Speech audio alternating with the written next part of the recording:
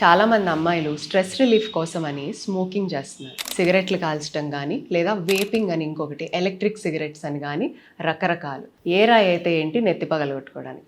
ఏది చేసినా మీరు హర్బల్ సిగరెట్స్తో కలిపి nothing is good for your health. ఏది తీసుకున్నా కానీ దాని ఎఫెక్ట్ మన హెల్త్ మీద ఉంటుంది. మీకు ఏదైతే ఆ సిగరెట్ కాల్చినప్పుడు లేకపోతే వేపింగ్ చేసినప్పుడు కూసేపు రిలీఫ్ వచ్చినట్టు స్ట్రెస్ రిలీఫ్ అయినట్టు అనిపిస్తుందో అది నికోటిన్ అనే కెమికల్ వల్ల అనిపిస్తుంది. అది మన రక్త సరఫరాలోకి వెళ్ళినప్పుడు కూసేపు రక్తనాళాలను అలా డైలేట్ చేసి కొంచెం పెద్దగా చేసి బ్లడ్ సర్క్యులేషన్ పెంచి కొంచెంసేపు ఆ ఫీల్ గుడ్ ఫీలింగ్ ఇస్తుంది. కానీ దాని ఎఫెక్ట్ మీకు లాంగ్ రన్లో పర్మనెంట్ స్ట్రెస్ రిలీఫ్కి అది పనికిరాదు. ఒక్కసారి అది మొదలు పెట్టారంటే ఆపలేక అడిక్షన్తో చాలామంది బాధపడుతున్నారు.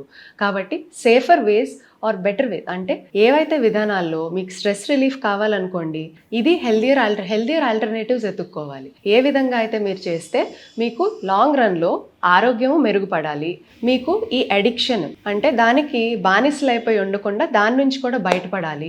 మెల్లమెల్లగా అయినా రోజుకు ఒక 5-10 నిమిషాలు చేసైనా అటువంటి ఆప్షన్స్ని ఎత్తుక్కోవడం బెటర్. ఎక్సర్సైజ్ చేయడం కానీ లేకపోతే కుకింగ్ కానీ ఎనీ హాబీస్ కానీ ఏదైనా మీ అటెన్షన్ దాని నుంచి డైవర్ట్ చేసేవారు.